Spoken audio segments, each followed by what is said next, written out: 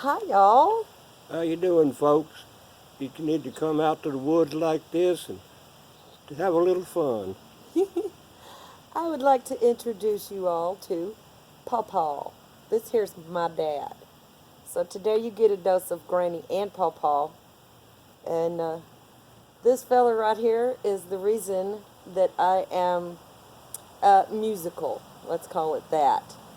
I apologize for the wind. It's a little bit drafty out here today, and I talked him into coming outside. He don't like it when it's cold. He's like me. Guess that's where I get it. Um, I wanted to ask him a few questions, and maybe y'all get to see how much fun we have together. Okay. Sounds good to me, girl. So, I would like to know what was the craziest thing you remember me doing when I was little? Oh my God. Which time I'll have to think real hard because it's been a while. Oh, I think the craziest thing was she decided to go into the Navy and she went to boot camp and they started hollering at her like they do at boot camp and she got mad and quit and come home. So she gets no VA benefit anymore now. So they don't when you quit, they don't give you nothing. No, they don't. And I really didn't see that one coming. But yeah, that probably is the number one regret of my life. Really, the only true regret of my life is that I did not stay in the Navy. Life would have been very different. You're right. Thank you for loving me anyway. Well, I do, you know that goofy.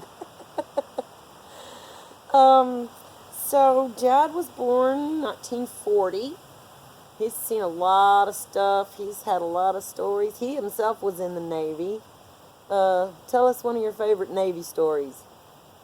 Oh my You gosh. got lots of those. I've heard all I of them. guess probably not the funniest, but the scariest was I was on board the USS Maori, which is a survey ship, and the dadgum radar went out, and I'd been to electronics school there in the Navy, so I was head of the electronics group there on the ship. And about 40 miles up in the air was where that radar was. So I ended up, me and two other guys and one guy on the ground, we went up to get the motor because that motor had quit running. And we took it apart and got it down. And the way we got it down is we had a rope. And that rope would reach to the ground. So we tied that motor onto the rope. And an old boy named Andy, a little guy, we started lowering that rope. And the dadgum thing started picking Randy up. And we thought, oh my God, he's gonna end up here. So anyhow, one of the other guys on one of the deck apes come by and grabbed hold of him, and Andy lowered that motor down so we could get it down. And we were about 50, 60 foot in the air. I don't know how long it was, but it was a joy. And we were doing this at sea because if we'd do it at sea, we were going to stop in some fancy town in Speak up. well, I don't remember the name of the town. My Okay. brain don't work as well as it used to. Okay, the red hide helps, but it don't make any difference. But anyhow, we made it, and we got to have liberty up there in California somewhere. I don't remember what it was. A long time ago. That's a good one. Yeah, he was in California. That's where I was born, on the now non-existent, I think, naval base there in Vallejo. And we came back to Texas as fast as we could. I think I was about 3. And so been born and raised basically here. He's a East Texas boy from birth. And my house was always full of music. We didn't watch a lot of TV, mostly because there wasn't much on back in those days. But the stereo or the record player or the radio in the car was always on. And I remember him and my mama dancing around in the kitchen, cutting a rug while they cooked supper. because he's also a remarkable cook. And him and Mama used to compete in the kitchen a little bit Well, over who could make it taste better. that music was because of my dad. We were real poor folks. I had a paper route when I was about 8 or 9 years old, and my older brother had one too, and we delivered the papers and all. But my dad had a record player, and I don't know how he afforded it because the whole damn family worked, and he would walk around the house singing some of those old songs, and I think it got into my veins, and now I'm a music freak too. I ain't very good at it, but I do it anyhow, and hell with the people that don't like it. Well, you know what? I think you do pretty good considering you've only got one working vocal cord and you can speak and still sing. So props for that, Dad. Well, it ain't as good as it used to be.